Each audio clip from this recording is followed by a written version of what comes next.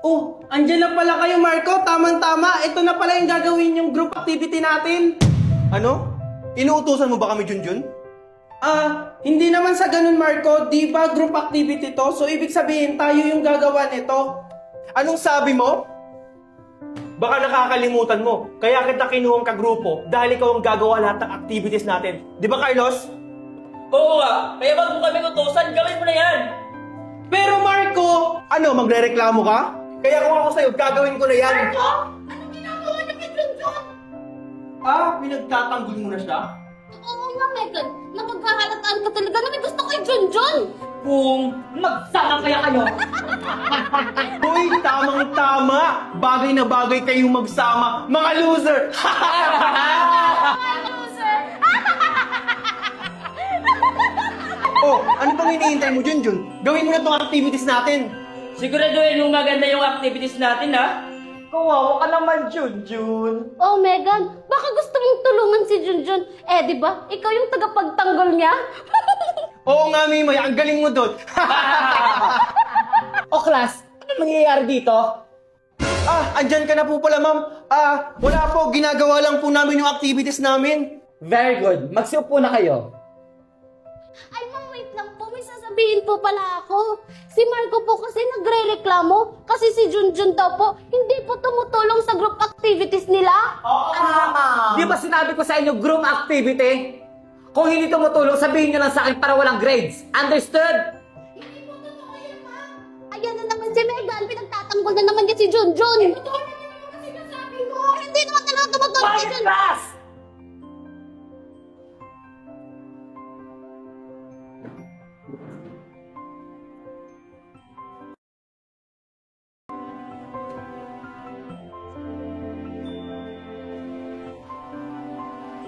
Marco, si Junjun, no? O, Junjun, sino hinihintay mo? Baka yung mama niya. Kasi, di pa siya. Nakita yung mami ko? Lumalaban ka na, ha?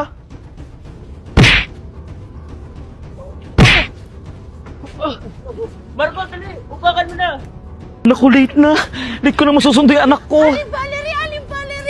Yung anak mo nakikipagsuntukan! Ano? Nasaan siya? Tangkon po! Ay! Ano ginagawa niyo sa anak ko? Yung anak niyo po kasi nangaaway.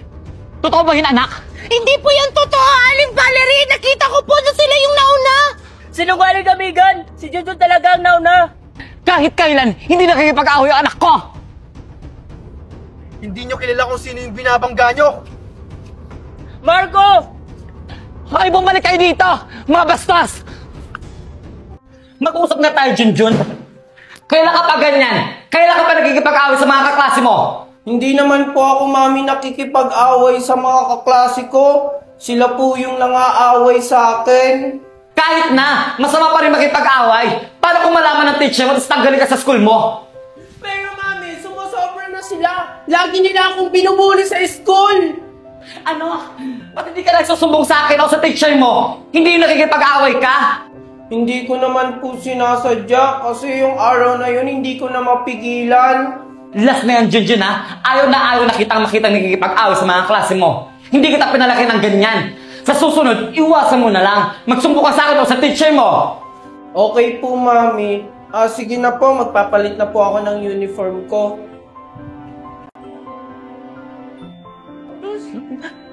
Andyan ka na pala, anak? Anak? Anak! Anak! Ano nangyari sa'yo? Sinong gumawa sa'yo niyan, anak? Anak! Mami, wag kang OA. Pasalang yan. Hindi! Sinong gumawa sa'yo niyan, ha? Yung kaklase ko kasing hampas lupa, inaway ako. Tapos yung mami niya nakisali pa. Sinabihan pa naman ako walang modo. Ano? Sinabihan ka ng ganyan ng mga dukang yon? Hindi to maaari. Hindi ko to papalagpasin. Mami, yun yung nang-away sa akin, oh. Siya pala? Mami, papasok na po ako. Anak, yung mga billing ko sa'yo, huwag mong kakalimutan, ha? Okay po, mami. Hoy, mga duka! Ito na ba yun, anak? Yung nagsabi sa'yo na walang modo? Opo, mami, siya po yun. Ha? Sino ka? Nagmamaang-maangan ka pa? Well, ako lang naman yung mami ng inaway ng anak mo at sinabihan mo pa ng walang modo? Aba, tingnan nyo nga yung mga pagmumukha nyo! Mga hampas lupa! Pasensya na po. Pero dahan-dahan naman po kayo sa mga pananalitaan nyo. Medyo nakakasakit na po kasi kayo. Hindi ko to papalampasin. Kailangan yung anak mo matanggal dito sa eskwelahan. Wag naman po sa ganon. Sumusobra naman po ata kayo. Sa pagkakaalam ko, yung anak niyo yung nagsisimula ng away.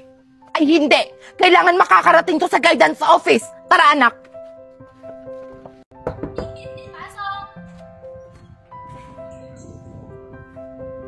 Ay, ikaw pala yan, Mrs. Cabral. Umupo ka muna dito. Ano po yung may paglilingkod ko sa'yo? Ay naku, Miss Principal. Hindi ko to papalagpasin. May kumakalaban sa akin dito. Ha? Bakit po? Anong nangyari? Tingnan mo nga mukha ng anak ko, oh. Inaway ng isang estudyante dito. Ano? Sorry po, Mrs. Cabral. Marco, sino bang may kagagawan yan? Si Junjun po, yung kaklase ko. O di ba, Miss Principal? Kaya dapat yung mga ganyang bata, tinatanggal na dito sa eskwelahan. Mga salot lang yan. Grabe naman po kayo, Miss Cabral. Rinig ko po yung mga pinagsasabi nyo.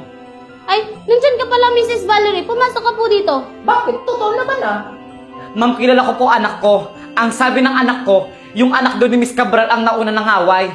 Kung pinapalabas mong sinungaling yung anak ko, tingnan mo nga, oh. Tingnan mo yung pasa ng anak ko. Tama na!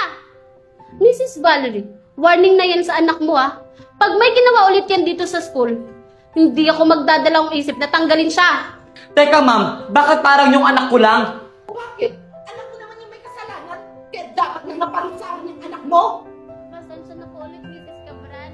Aayusin ko po tong problema na to. Ipapangako ko po na hindi na to mauulit sa anak mo. Salamat, Miss Principal. O siya, mauuna na ako ha, kasi may appointment pa ako. Tara na, anak. Excuse me. Ma'am, bakit ganun? Mrs. Valerie, tama na! Huwag ka nang magpaliwanag! You may go out! Junjun, anak! Nandito na si Megan! Daddy, bakit parang wala sila Kuya Junjun dito? Baka nagpapahinga lang si Kuya mo Junjun sa taas. Sige po, pupuntahan ko na lang po siya sa kwarto. Kuya Junjun! Kuya Junjun! Ha? Bakit wala si Kuya Junjun dito? Daddy! Daddy! O Megan, bakit? Daddy! Wala naman si Kuya Junjun dun sa kwarto ah! Ano? Saan kaya siya pumunta? Wala pa namang dalang cellphone yun. Daddy, baka hindi pa alam ni Kuya Junjun na nakauwi na tayo? Baka hinahanapan niya tayo? Hindi. Kilala ko yun si Junjun. Anong ibig kong sabihin, Daddy? Wala ka ng kawalang bata ka. Ano? Nahanap mo na bang hinahanap mo? Oo, nahanap ko na. Ito, nasa harap ko. Ang gapa mo palang bata ka. Ano ba? Hindi na ba natin to? Kalma ka lang. Huwag naman takutin yung bata. Akala nyo natatakot ako sa inyo? Baka na natatakot eh. Anong gagawin niyo sa akin? Malabang ka talagang bata ka, pero wala ka lang kawala sa akin. Ligpitin mo na yan. Dito may tumatawag. Ikaw mo na bahala dyan.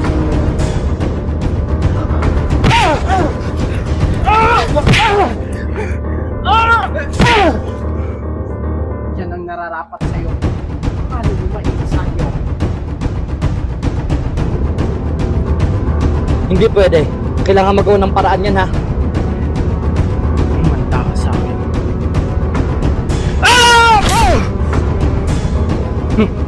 Yan ang nararapat sa inyo.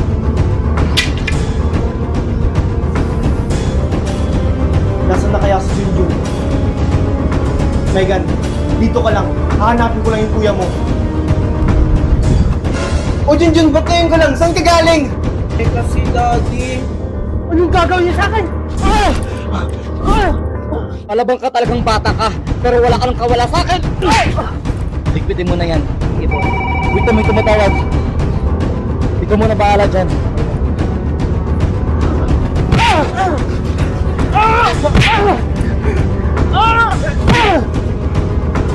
Yan ang nararapat sa'yo. Paano mo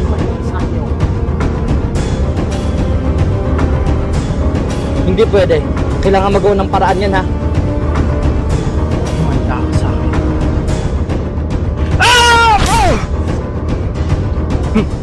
Yan ang nararapat sa inyo. Ano? Buti walang nangyari sa'yo, anak! Wow! Ang galing-galing naman ni Kuya Junjun na kaya niya yung 2 tao! Siyempre naman, Megan! Saan pa ako magpamana kundi kay Daddy? At nagawa niyo ba talagang magbiro? Megan, Junjun, kailangan natin mag-doble ingat. Baka pinapaligiran lang nila tayo. Bakit? Anong meron, Daddy? Basta Megan, Pero Daddy, andyan naman yung mga pulis para tulungan ng bantayan tayo. kahit na, kailangan pa rin natin mag-doble ingat. Seryoso ba kayo? Dito nyo ako ilalagay? Tingnan nyo nakakadiri! Parang squatter area! Huwag ka na magreklamo! Yak! Nakakadiri!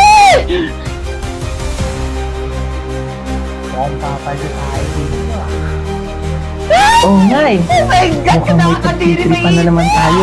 Hoy! Hoy, huwag kang maingay dyan. Baka nakakalimutan mo, nasa kulungan ka. Wala ka sa bahay mo. Anong take mo? At sa pasino ka ba? Puti na titiis nyo to, tingnan nyo nakakadiri! Ang dami pag-ipis! Aba, akala mo kung sino ka ah. Baka nakakalimutan mo. Wala ka sa bahay mo. Dito, kami ang boss. At sa tingin nyo ba natatakot ako? Kung noon, kayo ang boss dito. Pwes, nandito na ako. Ako na magiging boss nyo. Yan ang gusto ko, palaban. Oo nga eh.